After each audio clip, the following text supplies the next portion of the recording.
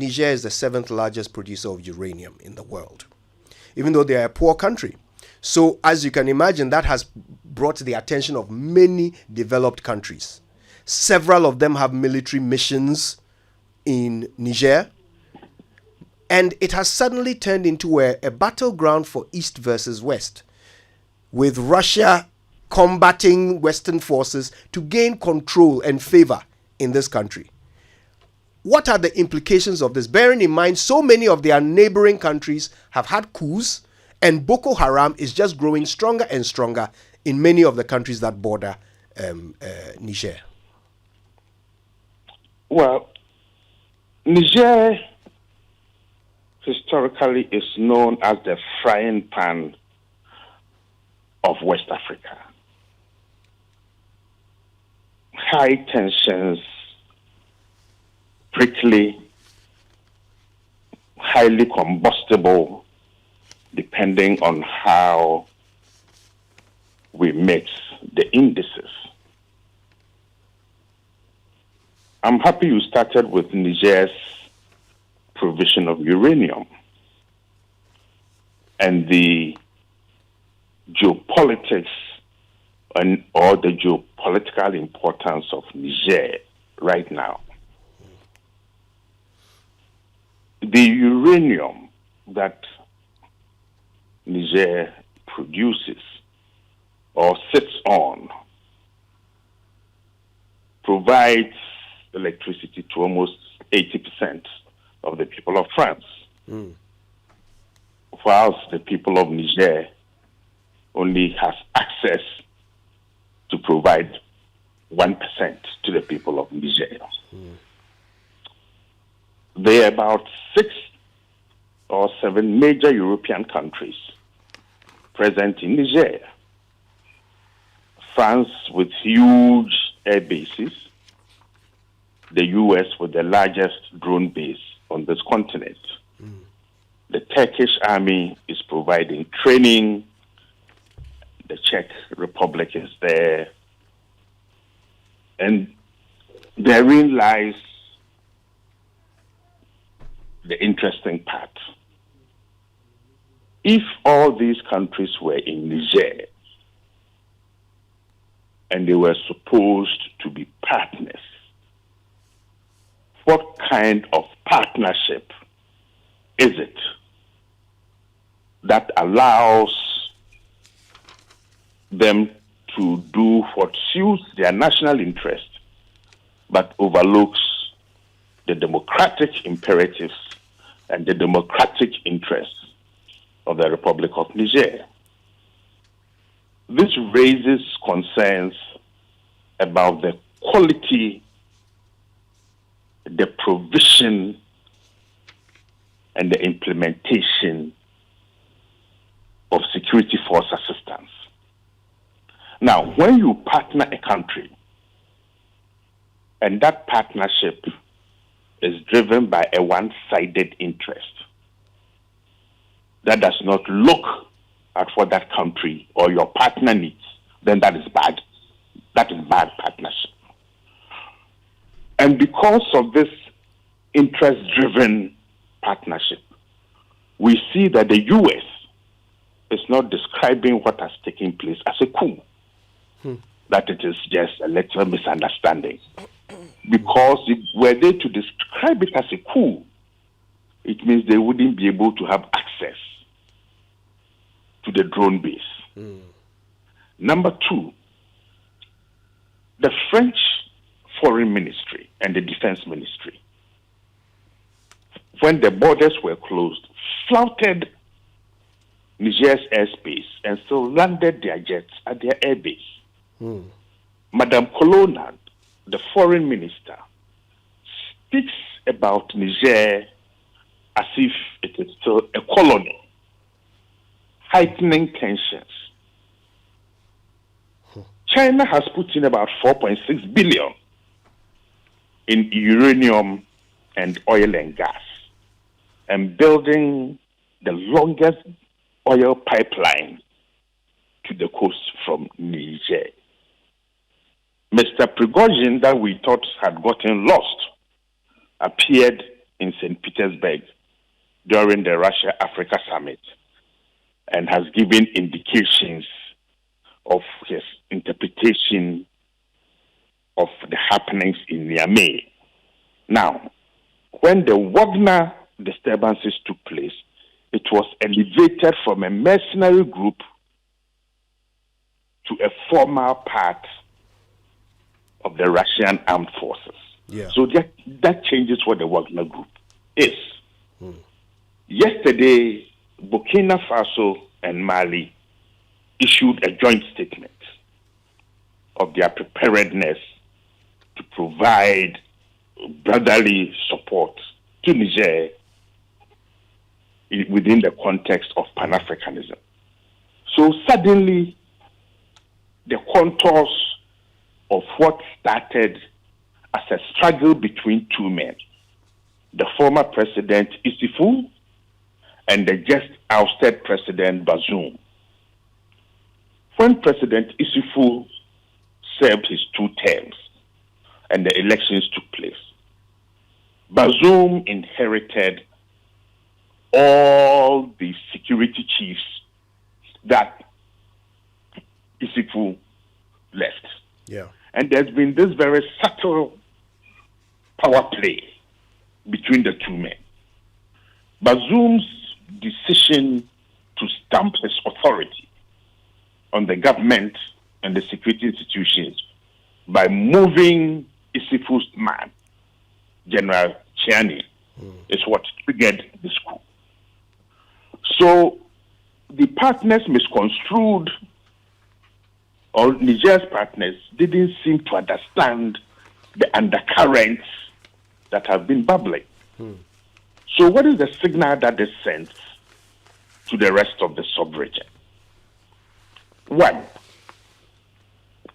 that we need to understand the structural underpinnings of the democratic processes and how we can turn democracy or use democracy as a vehicle to deliver public service goods, not least security, jobs, education, blah, blah, blah, blah, blah, blah.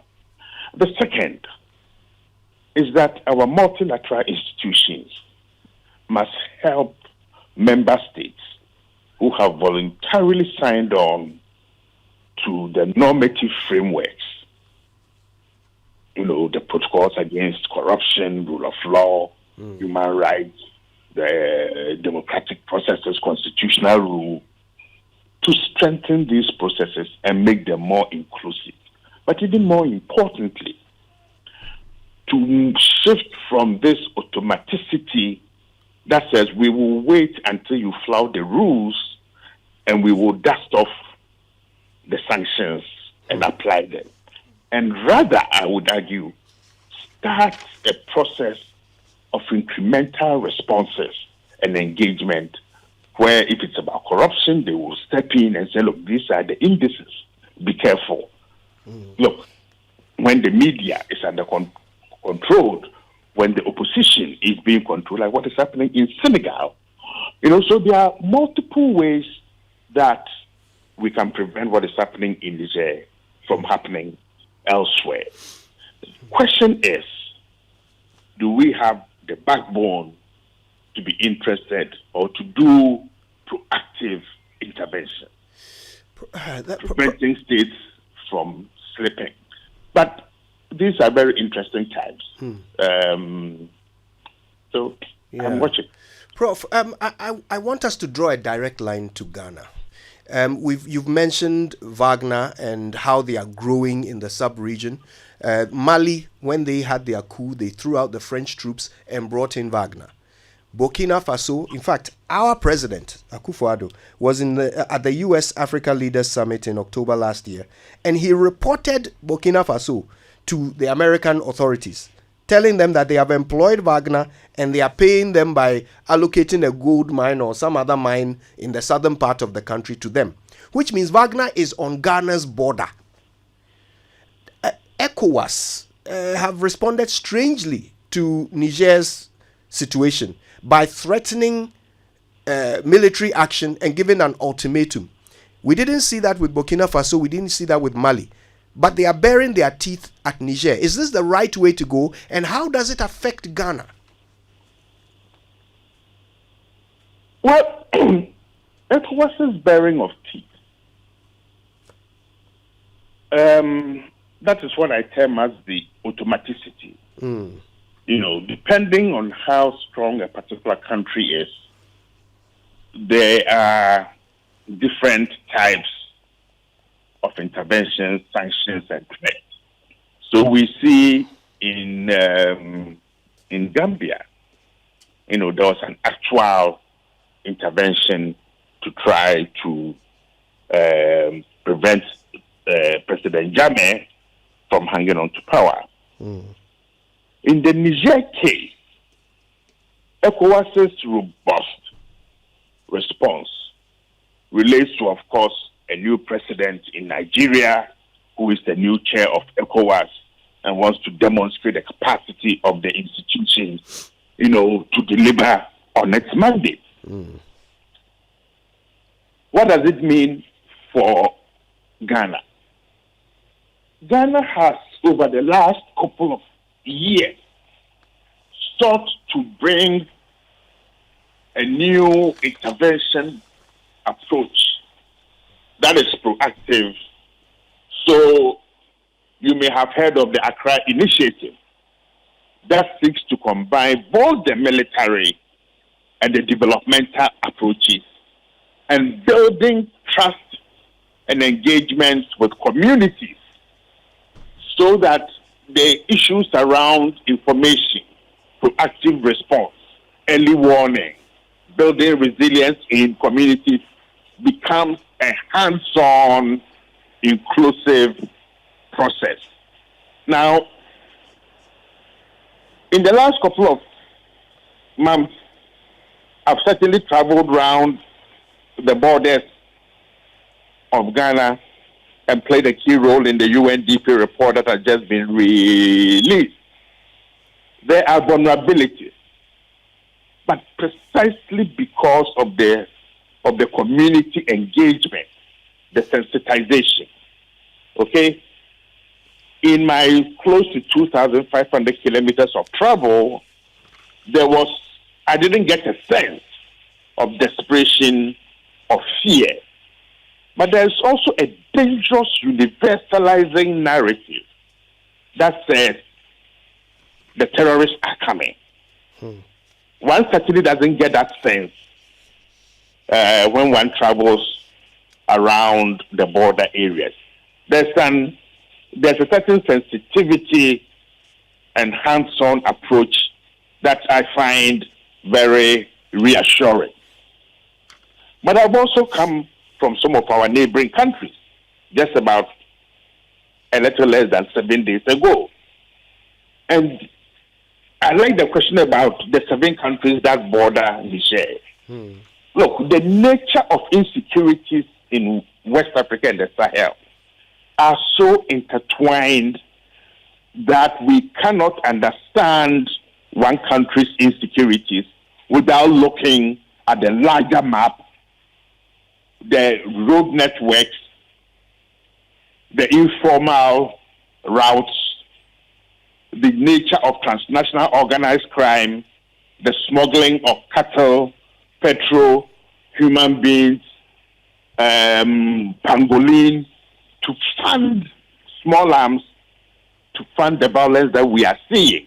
So if you take, let's say, Burkina Faso, for the sake of the conversation, the cattle market at Fada in Gruma serves almost all countries in the Sahel and West Africa. So cattle rustling has become one of the major drivers of this conflict. We are seeing the gold that comes out of illegal small-scale mining sites, highly valuable, easy to hide. We are seeing the smuggling of fertilizer. So, I mean, if one takes Ghana for example, there are 21 smuggling routes, okay, along our borders into both Burkina Faso and Togo. 21 and of them. Pardon? 21. 21. Prof, Okay, so forgive me just a moment, just before you continue, if you don't mind. I just wanted to announce to our audience, we're talking about Niger. We're talking about how it affects Ghana, the whole sub-region, the powder keg of potential conflict that could be caused by any of the numerous factors Prof is educating us on. We have to announce that the BBC News will resume tomorrow because we have to continue this conversation. So we're skipping the BBC News today. We're staying with Prof Kwasi Aning so that we can understand this matter in all its detail. Prof, forgive my interruption, but you were saying 21 routes. yes. So if you take Ghana, for example, so we are a very peaceful country. We have a good neighborliness foreign policy. But the people who seek to undermine and threaten this country are also desperate in ensuring that they get access. They get all the access to anything at all that can be used, to create violence. So in the present research that I am doing, when one traces these 21 routes in which fertilizer is smuggled, okay, those who engage in the smuggling know the price disparities in fertilizer in Burkina Faso and in Togo, so that they know when to ship these goods to one particular area. We are also looking across the sub-region of really sophisticated forms of gun smuggling. So if you take the Togolese case, for example, and you look at the price disparities, and I've mentioned petrol. So in the northern parts of Togo, where the violence is taking place right now, petrol is selling for 10,000 CFA a liter, as against 750 CFA. Okay, so the criminal networks that are crisscrossing the whole of the sub-region are using smartphones to identify where they can turn a quick profit. And of course, across the sub-region, we see levels of collusion between state or officials. My final point, look, if I were in your studio and we put a map of Niger coming to Nigeria, Ghana, Burkina Faso, Mali, and Benin, you would notice that the distances are not that huge. And that because they are also forest cover, crossing national boundaries, it creates an opportunity for these groups, to be located, to hide, and to go about their business. So the conclusion that this fairly recent study that hopefully I will submit next week tells us, first, is that there is a direct and positive correlation between the availability of small arms and then, crime. So if you look at the Ablekuma case, the murder of the police officer in the bullion van, one of the people was arrested in Togo with his crime gun at a marketplace. Okay, so things that happen in Niger, Ghana, Togo, Benin, La Côte d'Ivoire, northeastern Nigeria are all intertwined. So now we don't need to look at northern Togo, northern Burkina Faso, or southern Burkina Faso, northern Benin, and the borders of Ghana in isolation. No, we need to ask ourselves, what are the interconnections and the interlinkages when the planting for food and jobs says we have lost X number of thousands of tons of fertilizer. Where does the fertilizer go? What is it used for? So in Togo, for example, in the northern part, we are looking at what is termed as complex attacks. Complex attacks are where these fertilizers have been turned into IEDs, in which the attacks are made using guns. The IEDs have been placed, and as the troops seek to escape, okay, they are blown apart. So no one country is safe, and therein lies the utility and the importance of the Accra initiative. But the structural underpinnings driving insecurity in the Sahel can be found in every single West African country. Yeah. Prof, when you think about Niger, in fact, those people, they are quite unfortunate. I mean, apart from being one of the poorest countries in the world, 4/5 of their landmass is desert. But every country surrounding them, there's wahala. You go to Libya, they have unrest there. They've had for several years now. You come to Chad, they are battling Boko Haram. In 2020, Boko Haram killed 90 soldiers in the Chad military.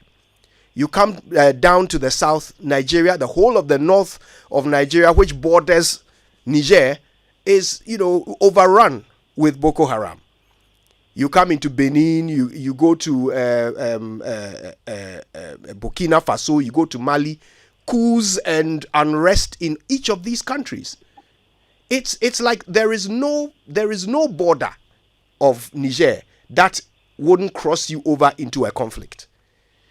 So now that they themselves have become the victims of a coup, if you will, is this completing a full block? Are we now seeing a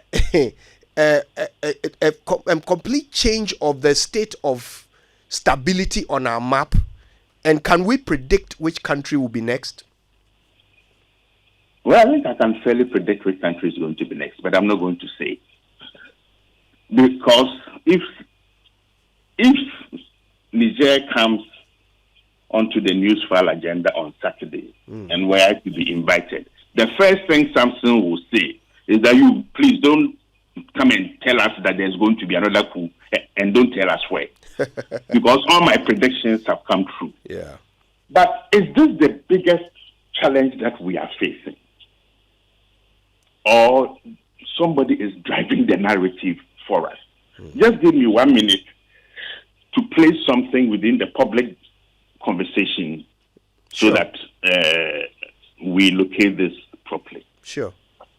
So how do we explain the violence that we are seeing?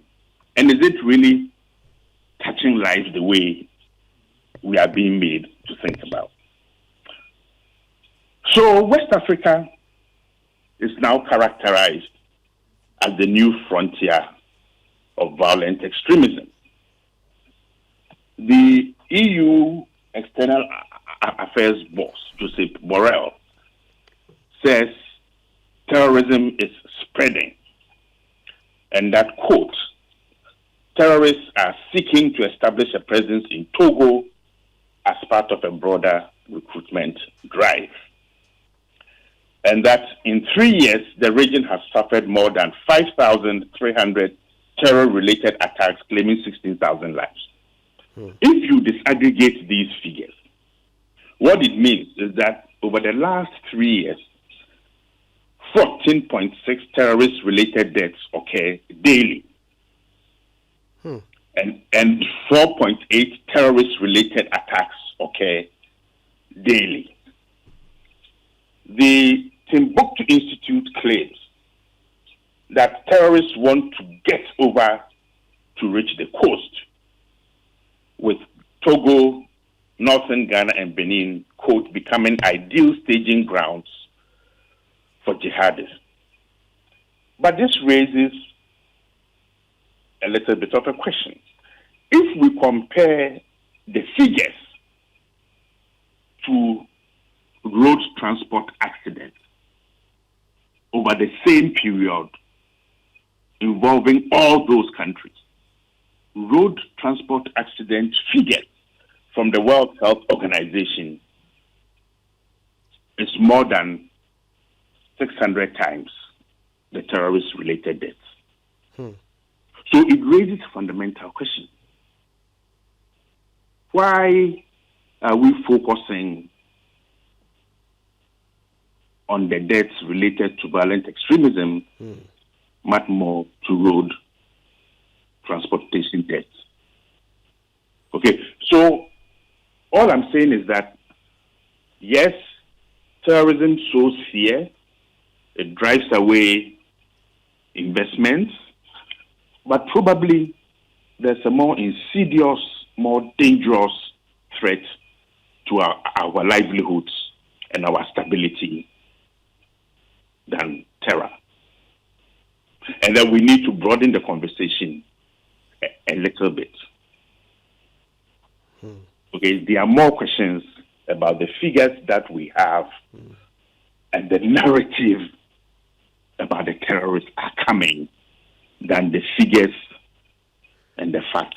Prof, it sounds to me like you're saying quite clearly that it's just Eastern and Western forces seeking to create an image of unrest to justify their presence in the region.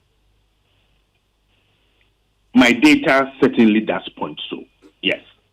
Right. Should Ghana be worried? I think we have taken the steps. So if you look at the new UNDP report on vulnerabilities in the 5 northern regions, I think Ghana's interventions are very clear. And then the suggestions are very clear. So the report makes a very simple no-cost suggestion. Translate the slogan, see something, say something, into all the major languages along the boundaries. That's number one. Number two, build better border security relations amongst villages that crisscross the international boundaries. Improve the quality of life by providing seeds, fertilizer, water pumps, so there's round the year dry season farming. Preventing these interventions is about partnership. Using a language that ordinary people in their communities understand. That together we prevent and then we build. And I think that is where Ghana has been fairly successful. But also that, let me admit this though, that if you take the fertilizer case, so loads of fertilizer going out, if you take Accra Dollar Power, for example, we are not too sure about the quantity of gold that is mined, who are the actors who buy them, how does it get out of the country, what is it used for. We also know that there are leakages from quite a number of the mines. So that report really puts its finger on where Ghana's vulnerabilities are and what ought to be done. But I think so far, my assessment is that we are fairly safe. Right. Well, on that comforting note, Prof, I want to say a big thank you for spending a big chunk of your morning with us and bringing us up to speed on this West African situation emanating from Niger and surrounding countries. Prof, we'll be talking more about this, I have no doubt. Until then, have a wonderful morning and God bless. Thank you very much.